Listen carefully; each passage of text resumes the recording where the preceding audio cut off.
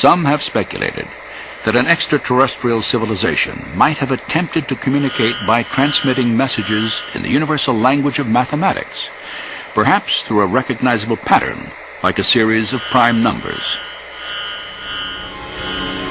You're not going to get that by chance. So you need complexity or improbability, lots of prime numbers, and you also need a pattern. And it has to be the right sort of pattern. It's not a pattern that you're imposing. It's a pattern that's there objectively. To date, SETI research has failed to detect any pattern or information that would indicate intelligence in a distant galaxy. But in another universe, much closer to home, scientists have discovered a wealth of information within the nucleus of the living cell. Oh, really?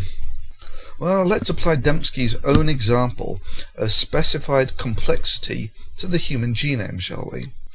Perhaps through a recognizable pattern, like a series of prime numbers. You're not going to get that by chance. So you need complexity or improbability, lots of prime numbers, and you also need a pattern. And it has to be the right sort of pattern. It's not a pattern that you're imposing. It's a pattern that's there objectively. And the pattern's not there objectively, is it, Demski? The probability of finding this string of 34 base pairs representing the prime numbers 2, 3, 5, 7 and 11 in a random string of base pairs is about 1 in a billion trillion, which of course is exactly the same probability as finding any random string of 34 base pairs.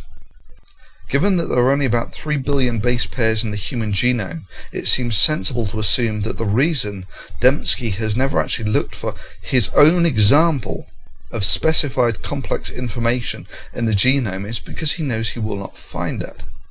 It is also noteworthy that Demski, who is touted by the creationist organization the Discovery Institute as one of their senior research fellows, claims on his CV that he was a professional witness in the Dover versus Kitzmiller trial of 2007. Demski again finds himself at variance with reality, in that, ignoring for the moment the fact that Demski withdrew from being a professional witness without giving a word of expert testimony, the Dover trial was in 2005, not in 2007. 3 members of the Discovery Institute were originally listed as professional witnesses in the trial. All 3 withdrew at the last moment without explanation.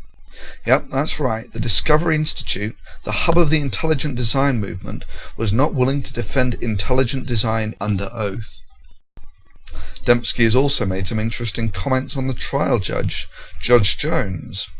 Before the trial, as soon as they found out Judge Jones, he said, "Judge Jones is a good old boy brought up through the conservative ranks, a political buddy of Governor Tom Ridge, who was deep in George W. Bush's circle of power, and was appointed by GW himself. Senator Rick Santorum is a Pennsylvanian in the same circles. And last but far from least, George W. Bush himself drove a stake in the ground saying, 'Teach the controversy.' Unless Judge Jones wants to cut his career off at the knees, he isn't going to rule against the wishes of his political allies."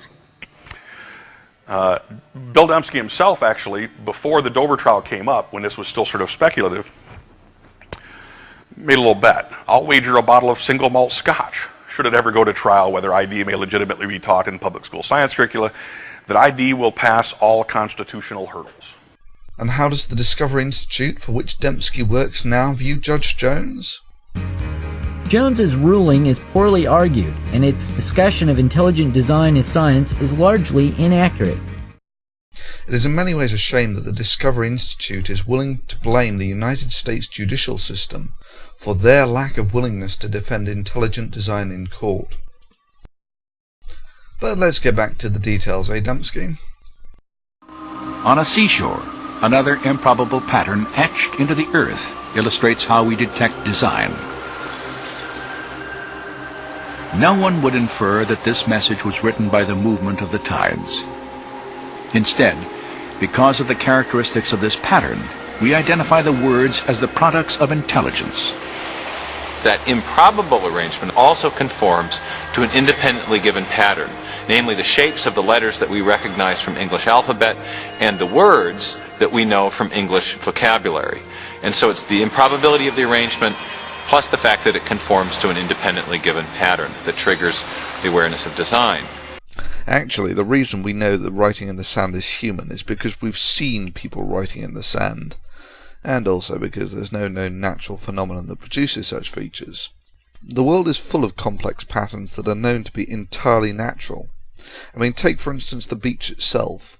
It's complex, it's improbable. I mean, what are the chances of finding all those trillions of almost perfectly sized sand grains organising themselves at a gentle angle between the land and the sea and not getting washed away? Does this mean that beaches require a designer? I mean, if Myers here had his way, the answer would be yes. Take another example, these rings. If you examine these rings in detail, you'll find that they are sorted by stone size and are almost perfectly circular. Well, I'll let you dwell on that for a moment to work out if you agree with Dembski that these specific, complex and improbable patterns are, as Dembski would state, proof that these objects were made by an intelligent designer, or not. You see, a correct version of Demski's argument would read something like this.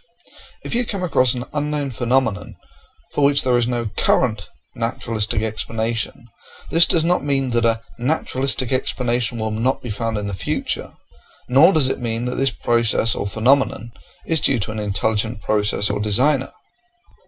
All it means is the explanation for the phenomenon is currently unknown. The unknown is not proof for the existence of God. However, Demski then goes on to look for complex specified information in DNA, where it is known to have a natural origin.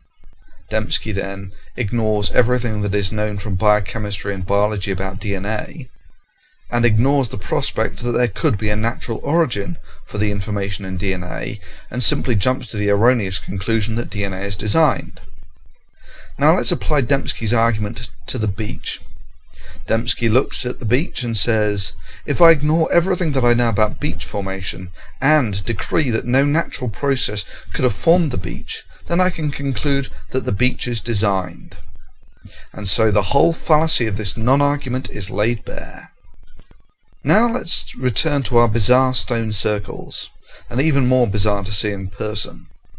It's actually a product of frost heave and needle ice. Needle ice forms more rapidly in areas without stones, and so tends to push stones outwards. This also has the effect of sorting them by size. Depending on the freeze-thaw cycle, you can get all sorts of funny patterns, polygons, networks, piles, ridges. You can even get them on other planets.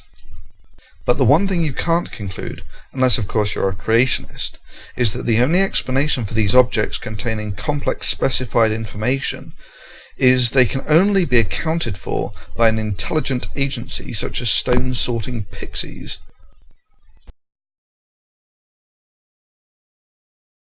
Perhaps through a recognizable pattern, like a series of prime numbers. You're not going to get that by chance. So you need complexity or improbability, lots of prime numbers, and you also need pattern. And it has to be the right sort of pattern. It's not a pattern that you're imposing. It's a pattern that's there objectively.